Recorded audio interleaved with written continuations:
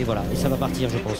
Allez, le départ est imminent de ce Qatar Prix de l'Arc de Triomphe 2011. On écoute la clameur du public. Alors on a des frissons, Pierre, ça y est, c'est parti pour cette nouvelle édition avec un très bon départ du cheval japonais, le numéro 4, Hiruno Damour, associé à Shinji Fujita, qui a pris le meilleur départ, très bon départ aussi de Testostérone qui vient pour l'instant en 2e, 3e position. Et nous voyons maintenant les chevaux irlandais, Pierre, qui se rapprochent. Oui, Treasure Beach qui a pris la direction des opérations, Charetta, la compagne de couleur de Sarafina également, donc on peut penser que ces deux chevaux vont servir de lièvre à leurs champions respectifs. Et on voit un cheval qui se rapproche à l'extérieur, c'est le vainqueur du Saint-Léger d'Angleterre, le numéro 11 Masked Marvel, qui se retrouve en 5-6e position. Le numéro 4 Hiruno Damour a pour l'instant un très bon parcours, hein. Le cheval japonais, il patiente le long de la corde. On voit que pour l'instant Olivier Payet a bien placé Galikova le long de la corde en position d'attente. Oui, et on va chercher Sarafina, elle est plutôt à l'arrière-garde puisqu'elle n'a que 3 concurrents derrière elle. Elle est un peu en épaisseur, c'est pas la place idéale, mais on va lui faire confiance. Elle a quand même le dos de Reliable Man, casaque blanche, manche bleue. Et on est dans la montée de Longchamp, vous voyez que ça monte durement à cet instant. C'est toujours pour l'instant l'Irlande qui a l'avantage avec le numéro 9 Treasure Beach en 2e position. À distance on retrouve Charetta qui ramène le peloton. Testostérone associé à Stéphane Pasquier vient pour l'instant en 3e position, alors qu'à l'extérieur on note pour l'instant la présence du numéro 11 Masked Marvel. On voit toujours le cheval japonais idéalement placé, le numéro 4 Hiruno Damour. Il y a du mouvement à cet instant dans le peloton. On a vu notamment Workforce qui a été un petit peu malheureux. Oui, Galikova a été un peu gêné et par contre-coup Workforce a perdu quelques rangs et se retrouve en avant-dernière position. Méandre a pour l'instant un très bon parcours associé à Maxime Guyon. Vous voyez cette casaque jaune avec une toque bleue qui patiente en 8-9e position, suivi pas très loin d'ailleurs par Gérald Mossé en selle, hein, sur le lauréat du Jockey Club, le numéro 12 Reliable Man. La fausse ligne droite maintenant, Pierre. Oui, toujours sous la conduite du même, hein, le cheval de train de l'écurie irlandaise Treasure Beach, qui est maintenant relayé par son autre compagnon d'écurie, le 2 Saint-Nicolas, avec Charetta à leur côté. Là on est en train de s'expliquer pour déposer le travail pour les autres chevaux qui vont venir plus tard, c'est-à-dire les champions, mais pour l'instant les champions sont toujours en retrait.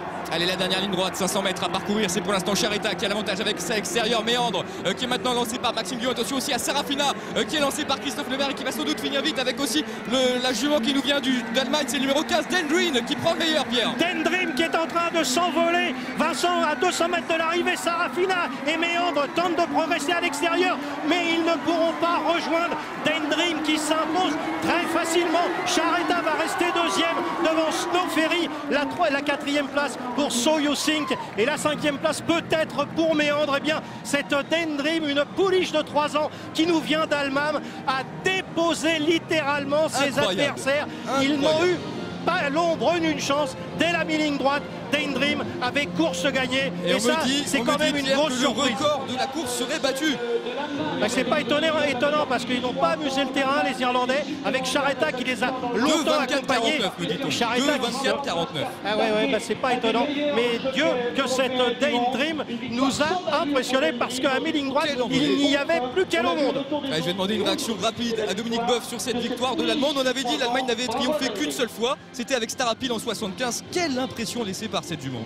Oui, elle venait de gagner 2 fois de cette façon-là. Elle a fait des gros progrès dans les derniers mois qui ont précédé l'Arc de Triomphe. Là, elle gagne sans aucune excuse.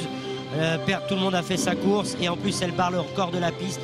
Je crois que c'est fantastique. C'est vraiment Elle a montré aujourd'hui que c'était une pouliche extraordinaire. Moi, j'ai pas vu d'incident. Rebellion Man a une mauvaise course. Le nez au vent à l'extérieur, mais tous les autres n'ont pas vraiment d'excuses. Elle a fait vraiment ça d'une manière fabuleuse. Et c'est un jockey allemand, Dominique, qui s'impose. Andras Starke, c'est évidemment sa première victoire dans cette course. Un mot sur ce jockey que vous connaissez, vous l'avez sûrement affronté à de nombreuses reprises. Oui, j'ai été en Allemagne plein de fois, étant donné que je montais pour l'Allemagne pendant les 2 dernières années.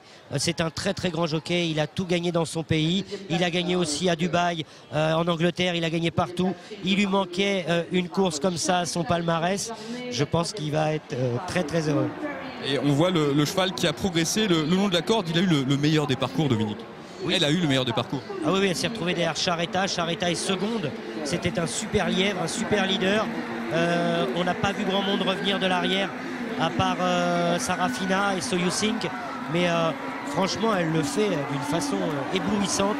Et la victoire est incontestable. Une véritable envolée donc de cette jument venue d'Allemagne, donc Dendream qui s'impose. On va tout de suite aller recueillir les impressions d'un homme sans doute heureux, Andras Starke. Andras, how do you feel? Comment vous sentez-vous? Sorry, I couldn't find the words right now after a win like that, and I'm seeing after I passed the winning post, I'm still dreaming, and great performance. What a wonderful feeling. And I cannot believe that what she's really done today. And I just thank you for having a nice day like that. And thank you. Allez France! Voilà András qui a dit qu'il ne trouvait pas les mots évidemment suite à cette victoire qui le comble de bonheur. Est-ce que vous lui demandez un petit mot, Dominique András Sarkeux? Andreas, it's Dominic on the microphone. Very happy for you and for your stable. It's a great winner, and you ride the best race, and I'm very happy for you. Thank you very much. Thank you very much. Thank you András and congratulations for this win, the second win of the Germany in the Prix de l'Arc de Triomphe, famille. Quel anglais, Vincent, bravo. Formidable. Félicitations. Allez, on va tout de suite aller retrouver José Coves en compagnie d'Alain de Royer-Dupré qui, on l'imagine, est un peu déçu. Alors Alain, Ouais. c'est une drôle de course. Ouais, c'est une course qui a été très vite. Reliable, quand on le voit placé là, c'est fini. Au bout de 500 mètres de course, il a le nez au vent, il en fait trop, c'est clair. La pouliche, elle est bien placée. Sarafina, elle est un peu loin et puis elle a l'air un peu contractée. Donc elle vient sans venir. Et Charretta, c'est formidable. Et Charretta, c'est une jument pour avancer et c'est une bonne jument. Hein, Ça a bardé, hein. Ça a bardé, voilà. C'est terrain léger, c'est fait pour ces chevaux-là qui vont près de la tête et qui forcent l'allure.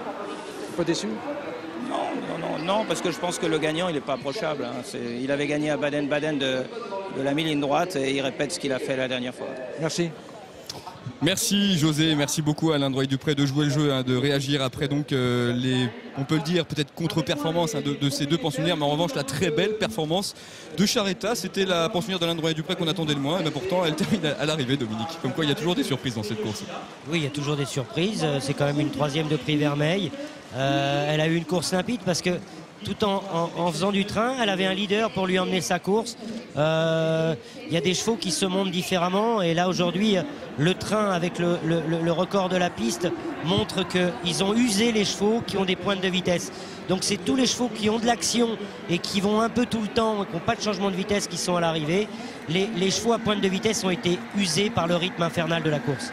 Voilà, on regarde cette vue de face ensemble et on voit donc l'envolée de Daydream, une pouliche de 3 ans qui s'impose vraiment avec un style hallucinant aujourd'hui. La très belle performance aussi de Charretta, donc qui va conserver la deuxième place. Troisième place pour Snow Ferry qui court aussi remarquablement. So You Sing, donc qui nous venait d'Irlande, termine 4e. C'est tout de même une belle performance de sa part. Et c'est Saint-Nicolas Saville, le numéro 2, qui va compléter la bonne combinaison. Les explications de jockey. Que dit-on lorsqu'on montait la favorite, qu'on descend de cheval? Que dit-on à l'entraîneur? C'est pas facile de parler d'une telle performance.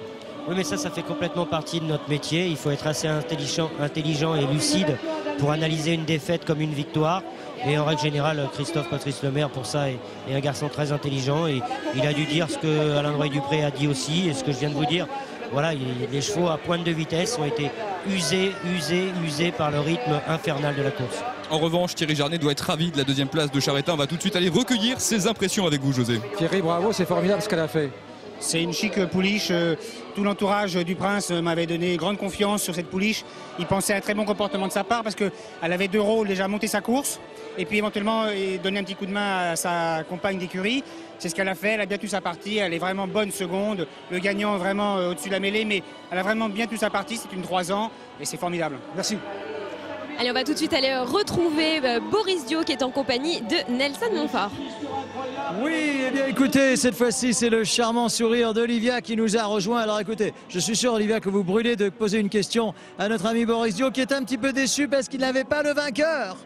Tout à fait Nelson. Alors j'aimerais savoir Boris, quelles ont été vos impressions? Est-ce que vous avez apprécié cette course malgré le fait que vos favoris n'aient pas gagné? Oui, c'est vrai, 0 sur 3, je suis un petit peu déçu de moi-même.